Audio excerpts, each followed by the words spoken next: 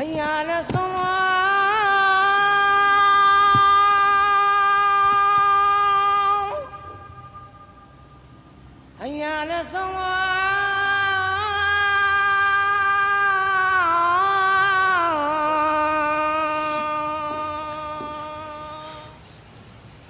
of the new Muslim immigrants have not arrived here from former British colonies. They settle knowing little about Britain and its values, and many of them bring with them an Islamic philosophy that doesn't sit easily with what we know as Western secular democracy. The most obvious problem, I suppose, is the apparent discomfort with which Islam views homosexuality.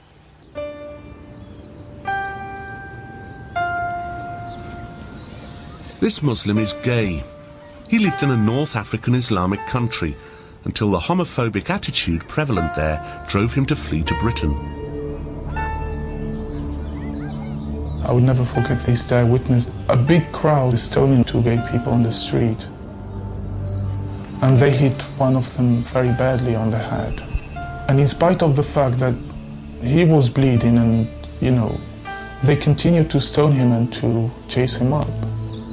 You wouldn't wish to be a homosexual where he comes from, would you? He tried to keep his sexuality secret, but ultimately he couldn't keep it concealed from everyone. Someone followed me, he called me names, he beat me up, and he produced a gun, and he started intimidating me with a gun. I was living in fear afterwards. He even tried to turn straight, praying God to turn me straight. So I had to leave my family and I had to leave my job. It wasn't an easy decision to take. Being gay and a Muslim is also a bit of a problem in Britain. But there are differences in the tone of approach to homosexuality between the strains of Islam here. There are the views of those from the Indian subcontinent, for example. Islam is against homosexuality. There's no doubt about it. It will not promote, it will not condone, it will not encourage. And yet, it will not go out of its way in a non-Muslim land to punish practicing homosexuals. How would a gay Muslim be treated then by his community and by you? A gay Muslim would be tolerated because the person is gay. But if he or she went around openly propagating and openly admitting to their homosexuality, then those people would be frowned at and would be looked down upon. Frowned at? Is that the extent of the... There's nothing more can be done. They'd be frowned at, and they would become perhaps social outcasts in the society. However, there are worse things than being a social outcast. These days, many immigrants bring with them a version of Islam that takes a somewhat more rigorous approach to gays. Dr. Azam Tamimi is one of them. He's a Palestinian Muslim who now lives in Britain, and his views on homosexuality are totally at odds with our liberal notions. You see, the danger about homosexuality, and that is what people in the West will realize if they haven't realized yet, is that there is a false claim that they are homosexuals by nature, and that is used to promote this and spread it. Now they are the abnormal condition, and they want everybody else to become like them so that they are not abnormal anymore. No, they don't. Yes, they do. No, they don't. Yes. Homosexuals don't want everyone to be homosexual. Of course. What rubbish. Who told you that?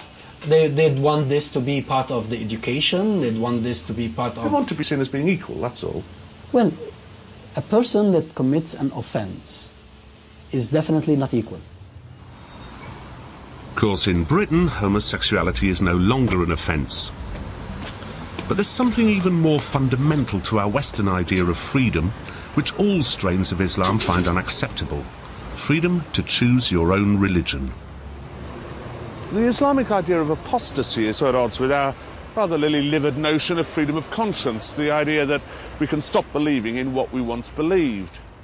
Muslim societies take a dim view of renouncing one's faith.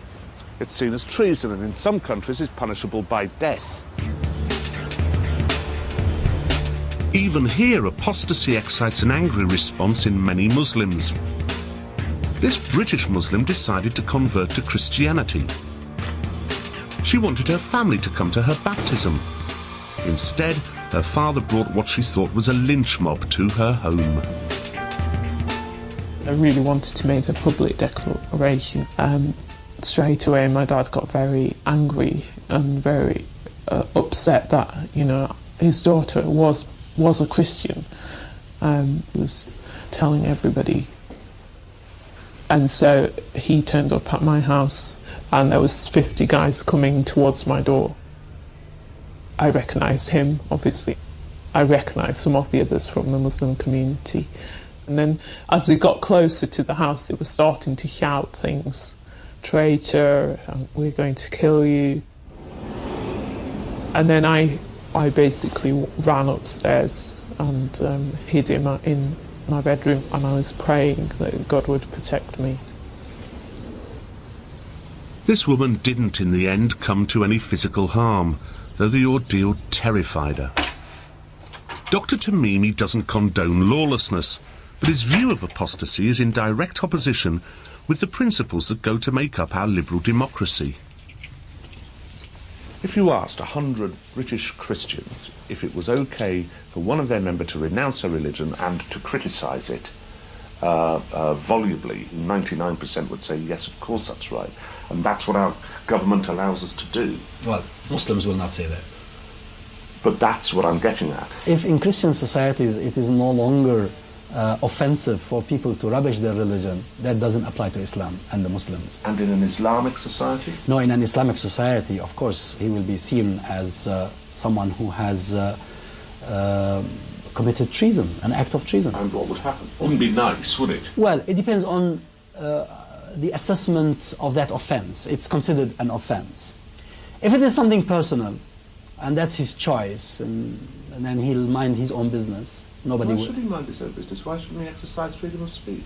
That's what I'm getting at, that there are things inherent in Islam which are absolutely incompatible with freedom of speech. You see, the problem is that there are individuals in the world today who have gone to such an extreme in secularizing themselves and secularizing their thinking that they think they can say whatever they like, wherever they whenever they happen to, whenever they like, wherever they happen to be. And that's a false notion, because there are things you cannot say even in Britain. And if the government has its way, one of those things will soon be to limit our freedom to criticise the Islamic religion. I disagree fundamentally with what Dr. Tamimi is saying, but I do support his right to say what he likes. This is why I also support the right of the British National Party leader to say that he dislikes Islam. The recent case against him is, I reckon, an affront to the notion of freedom of speech. It's an absolute fundamental of this country, and there's war memorials up and down this land with the names of people on who fought for the right of people to say things, whatever they want to say. And so I think that any law which restricts that freedom of speech is politically extraordinarily dangerous, because it's a very slippery slope towards a totalitarian society. And it's the ideology of multiculturalism which has pushed us down that slope.